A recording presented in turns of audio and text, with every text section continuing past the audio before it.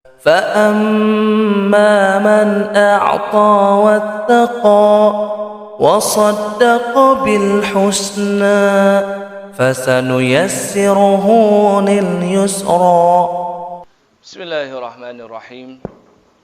السلام عليكم ورحمة الله وبركاته.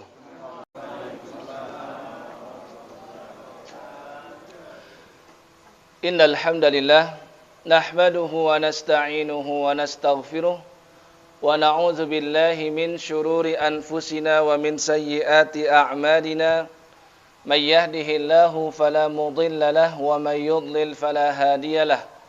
اللهم صل على محمد وعلى آل محمد كما صليت على آل إبراهيم وبارك على محمد وعلى آل محمد كما باركت على آل إبراهيم في العالمين إنك حميد مجيد.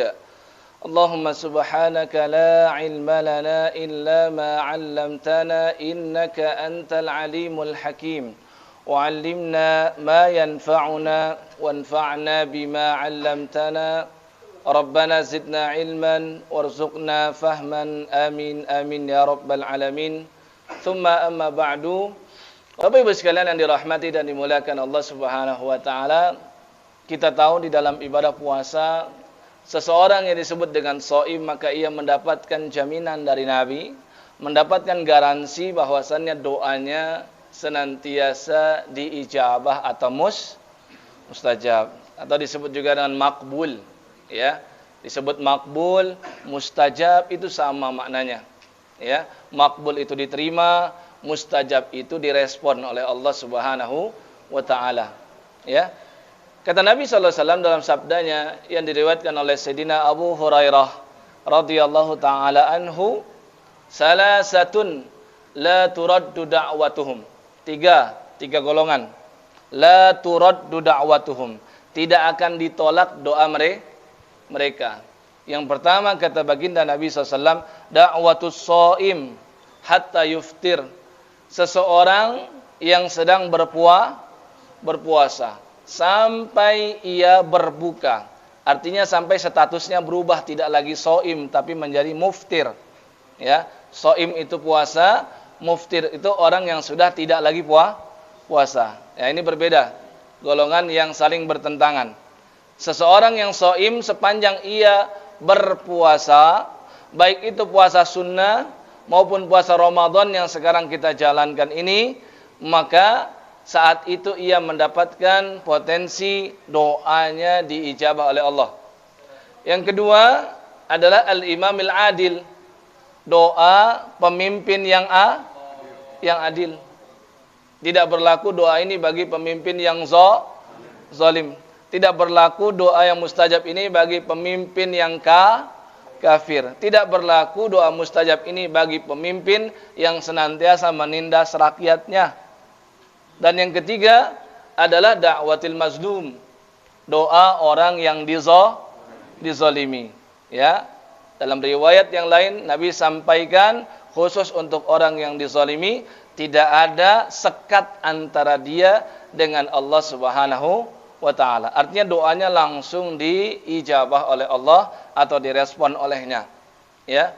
Itulah kenapa Bapak Ibu sekalian, rahasia kenapa Allah ya mengurutkan firman-Nya setelah puasa di ayat 183 dari surah Al-Baqarah, ya ayyuhalladzina amanu kutiba alaikumusiyam dan seterusnya.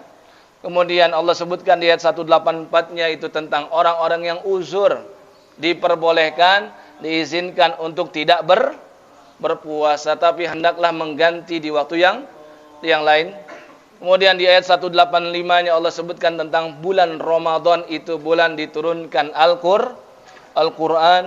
Ini menjadi renungan bahwasannya intensitas Quran kita harus lebih banyak di bulan Ramadan dibandingkan di bulan-bulan yang lain. Terus Allah lanjutkan ayat 186-nya, ya, yang mana bunyi firman-Nya, wa idza sa'alaka 'ibadi 'anni fa inni qarib ujibu da'watad da'i idza da'an falyastajibuni wal yu'minu bi la'allahum yarshudun.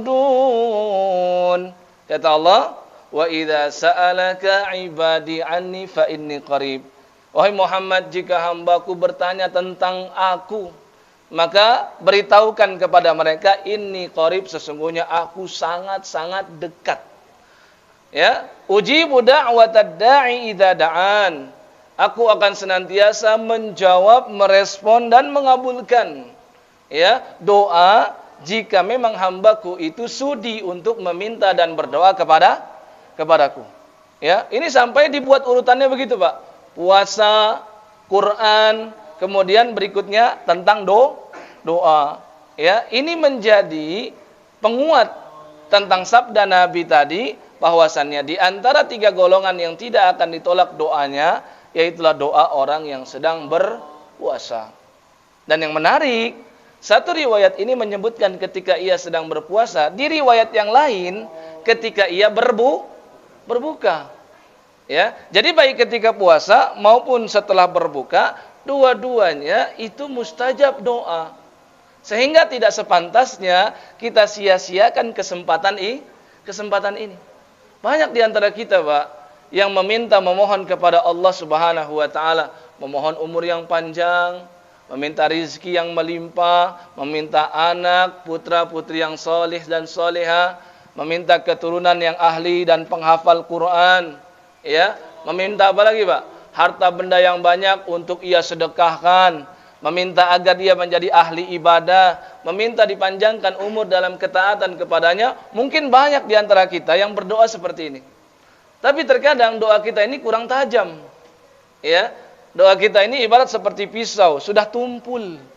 Ya, maka untuk mengambil bagian garansi dari Nabi agar doa kita diijabah, cobalah kita pergunakan doa-doa tersebut di waktu kita sedang berpuasa.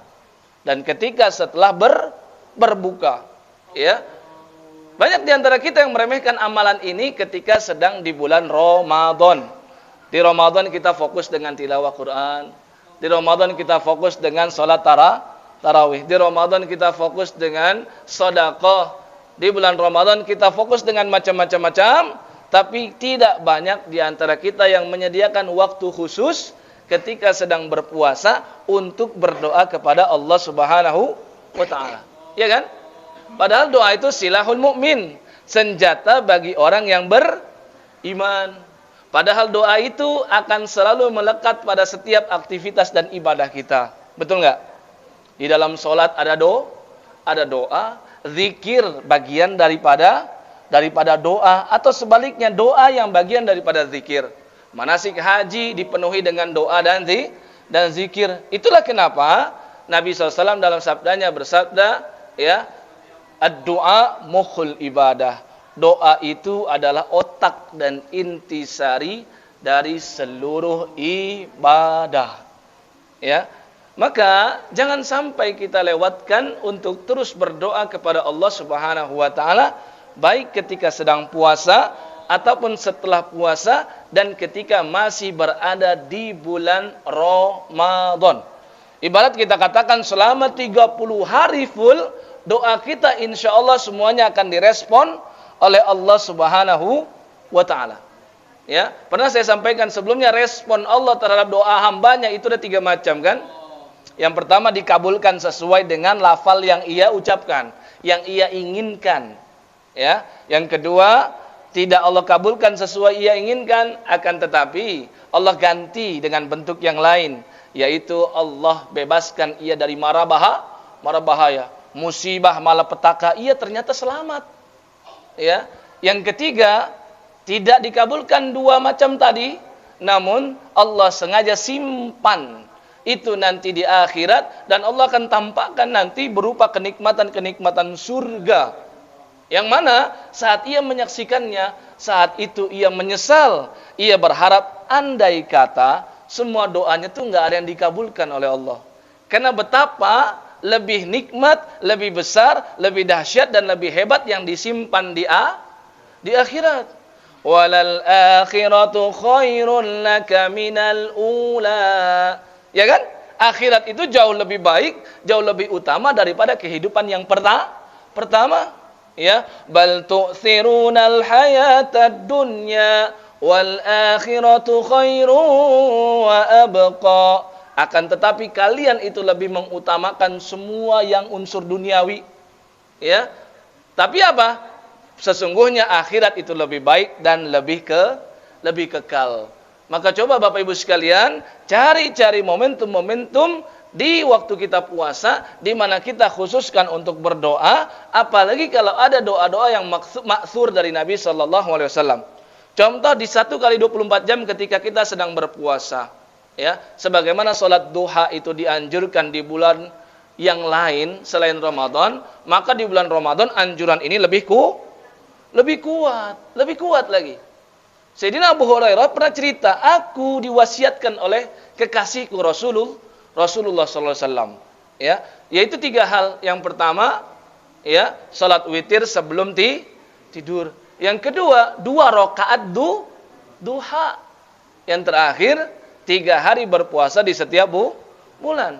Ya, ini menunjukkan betapa pentingnya salat duha, sampai-sampai Nabi mewasiatkan kepada Abu Hurairah 2 rakaat itu paling minimal. Maka coba di bulan Ramadan ditingkatkan, diperbanyak, dan ditingkatkan juga kualitasnya. Yang sudah biasa 2 rakaat, belum sanggup menambah di bulan Ramadan, ditingkatkan kualitasnya. Agak diperpanjang rakaatnya, ya, agak lebih diresapi lagi bacaannya. Atau syukur-syukur surat yang ia baca setelah Al-Fatihah lebih panjang daripada di luar bulan Ramadan. Tapi kalau sudah mampu ditingkatkan kualitas, maka silakan tambah kuantitasnya. Ditambah rakaatnya menjadi 4. Kalau sudah mampu 4 sudah enak, baru ditingkatkan lagi kualitasnya. Sebelum ditingkatkan lagi rakaatnya. Dan di antara doa yang dianjurkan oleh Nabi SAW selepas kita salat duha, ada yang tahu? Allahumma ighfirli wa tub alayya innaka antat tawwabur rahim. Dalam riwayat lain, Rabbighfirli wa tub alayya innaka antat tawwabur rahim. Mudah kan? Ya, Allahumma ighfirli, coba diulang. Wa tub alayya innaka antat tawwabur rahim. Ulangin lagi. Allahumma ighfirli wa tub alayya innaka antat tawwabur rahim. Ya. Ada beberapa riwayat menyebutkan Nabi tidak beranjak dari duduknya setelah sholat duha, melainkan membaca ini dulu sebanyak 100 kali. Bapak Ibu bayangkan coba, baca ini di luar Ramadan saja kalau kita resapi artinya dan kita yakin Allah mengabulkan, sudah dapat apa saja tuh? Allah maghfirli, ampuni dosaku, wa tub alayya, terima taubatku. Karena ada dosa yang tidak bisa dihapus kecuali dengan taubat, yaitu dosa-dosa besar. Innaka antat tawwabur rahim. Sebagai adab kepada Allah, ya, kita puji Allah sesuai dengan permintaan kita, dan sesungguhnya Engkau at-tawwab, Maha menerima taubat, lagi Maha pengasih, ya. Nah, maka di bulan Ramadan jangan sampai ketinggalan ini. Ya, jika di luar Ramadan sudah biasa baca, maka di bulan Ramadan sembari dibaca, sembari dihayati betul. Ya, jarang-jarang ada orang yang membaca ini sambil meneteskan air mata. Ketika ia meneteskan air mata, menunjukkan ia semakin menghayati, mentadaburi isinya, dan insya Allah pengampunan dari Allah pun juga semakin luas dibandingkan orang yang membacanya tanpa penghayatan. Ya, ini yang pertama. Yang kedua, ya, ketika berbuka puasa. Tadi satu riwayat menyebutkan ketika sepanjang masih berpuasa, maka doa kita dikabulkan. Tapi jangan lupa, ada riwayat lain. Nabi SAW bersabda bahwasannya ketika ia setelah berbuka puasa. Kalau kita lihat lafaznya mungkin terjemahannya ketika sedang berbuka. Tapi sesungguhnya bukan sedang. Kalau sedang berbuka ya kita sibuk sambil makan. Sembari apa? Menjawab azan. Jangan lupa, ini biasanya sibuk makan, lupa itu azan sedang berlangsung. Ya, sembari makan, sembari menjawab azan. Ya, jika sudah selesai, ya, maka dianjurkan untuk berdoa. Ya, di antara doa yang ma'thur, yaitulah zahabadz dhama'u Zahabaz zama'u itu artinya apa? Ya, telah hilang az-zama'. Dahaga ini sudah hilang.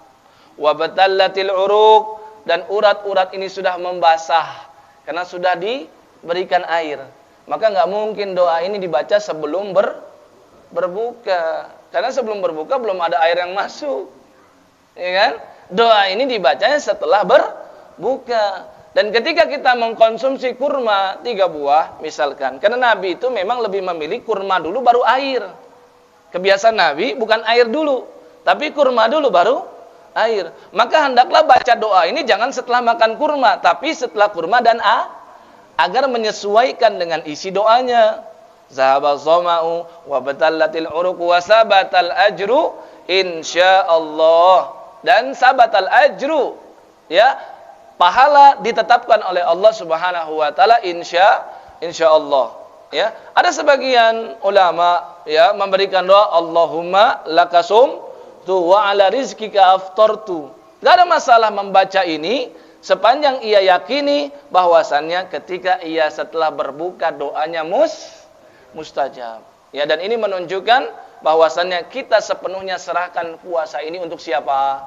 Untuk Allah. Lafaznya bagus. Lakasumtu, hanya untukmu saja aku berpuasa. Wa ala rizkika aftartu, dan dengan rizkimu aku berpuasa. Nah, ini yang kedua.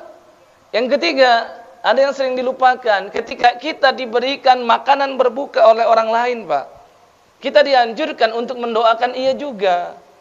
Ya, wah, dikasih kurma, dikasih sepaket atau 1 bungkus nasi padang, wah, atau 1 bungkus nasi dari warteg dan seterusnya.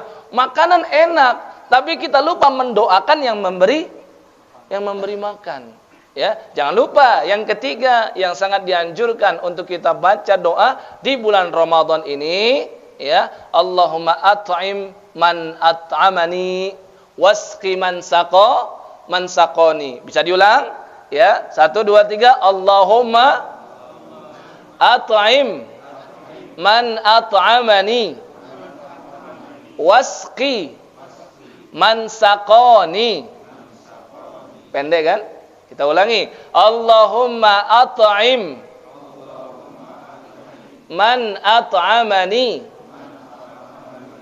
wasqi man saqani. Itu saja. Ya, kalau ia banyak orang yang memberikan dan kita berharap supaya menjadi berkah rizkinya, hartanya yang ia keluarkan sebagai bentuk berbuka puasa untuk kita, maka ada lagi yang dianjurkan oleh Nabi sallallahu alaihi wasallam, ya, yaitu Allahumma barik lahum fi rizqihim atau fi ma razaqtahum. Ya Allah, berikanlah keberkahan atas rizki yang Engkau karuniakan kepada mereka. Ini banyak sekali bentuk-bentuk doa yang dianjurkan untuk dibaca ketika kita sedang berpuasa atau sedang berada di bulan Ramadan. Tadi yang ketiga, ya. Berikutnya yaitu adalah berdoa ketika sedang salat tarawih dan pasca salat witir. Ini juga ada penekanan dari Nabi sallallahu alaihi wasallam. Ya. Yang pertama, sangat dianjurkan untuk dibaca sejak awal malam Ramadan. Pada maghrib, ya, dianjurkan dan ditekankan untuk membaca doa ini. Yaitu adalah mengambil dari riwayat Nabi SAW dalam hadis riwayat Imam At-Tirmidzi dari sahabat Abu Hurairah radhiyallahu taala anhu. Hadisnya sahih. Yaitu adalah Nabi SAW bersabda, "Walillahi utaqa'u minan nar wa zalika kullalailah." Walillahi, dan Allah memiliki utaqa'u minan nar, hamba-hamba yang dibebaskan dari api neraka. Wazalika kullalailah, dan ini di seluruh malam di bulan Ramadan.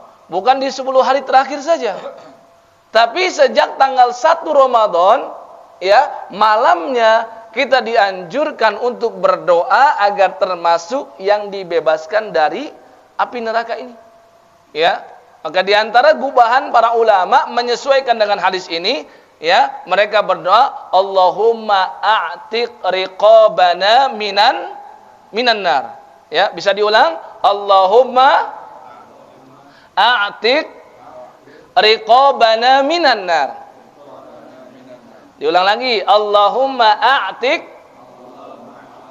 riqabana minan nar. Artinya, ya Allah, bebaskanlah diriku dari api neraka. Jangan ketinggalan, Pak, doakan keluarga kita juga termasuk. Ya, Allahumma a'tik riqabana minan nar wa a'tik riqaba ummahatina minan nar, dan mohon dibebaskan juga ibuku dan nenek-nenekku ke atas semuanya daripada api neraka. Wa a'tik riqaba abaina minan nar, dan juga bebaskan ayahku dan kakek-kakekku ke atas semua dari api neraka. Wa a'tiq riqaba auladina minan nar, dan juga mohon agar dibebaskan dari api neraka auladina, siapa? Anak-anakku. Ya, wa a'tiq riqaba ahalina minan nar, dan mohon bebaskan juga seluruh keluargaku dari api neraka. Ya, karena Nabi katakan setiap malam di bulan Ramadan, maka bisa kita panjatkan doa ini sejak ba'da maghrib sampai dengan menjelang subuh. Itu namanya malam semuanya. Bisa kita baca ini. Yang terakhir yaitu doa setelah sholat witir, ya, yaitu adalah subhanal malikil quddus. Subhanal malikil quddus. Di sebuah riwayat disebutkan yang ketiga kali Nabi dipanjangkan dan dikeraskan. Subhanal malikil quddus. Terus ditambahkan terakhir Rabbil malaikati warruh. Ya, ini biasa Nabi baca setelah sholat witir. Jangan ketinggalan. Ya, ada satu lagi yang sedikit lebih panjang. Mudah-mudahan bisa dihafal semuanya. Yaitu Allahumma inni a'udzu biridhaka min sakhatik. Ya Allah, aku memohon perlindungan dengan keridhaanmu dari amarah dan murkamu.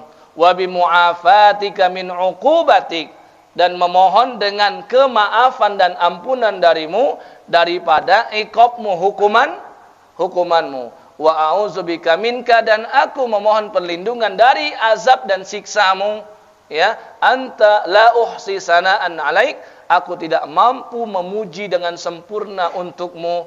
Anta kama asnaita ala nafsik, karena sesungguhnya engkau adalah sesuai dengan pujian yang engkau berikan untukmu sendiri. Kita tidak pernah mampu memuji Allah dengan sempurna, karena begitu sempurnanya Allah Subhanahu wa ta'ala. Ini 5 hal ini, Pak, harus diingat, harus dihafal, dipelajari, diresapi, dihayati. Semoga kita termasuk orang-orang yang dikabulkan doanya oleh Allah Subhanahu wa ta'ala. Amin, amin ya rabbal alamin.